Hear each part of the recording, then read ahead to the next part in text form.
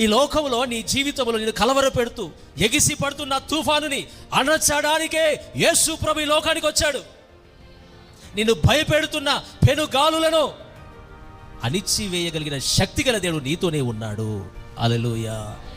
నీవు భయపడేది వాస్తవమే, నీతో యేసయ్య ఉన్నది వాస్తవమే. ఆ అలలు తుఫానులు నీవు చూస్తూ ఉండగా ఎగిసి ఎగిసి పడుతున్న ఆ తుఫాను, ఆ అలలు అలాగే సద్దుమణిగిపోవునుగాక. హల్లెలూయా.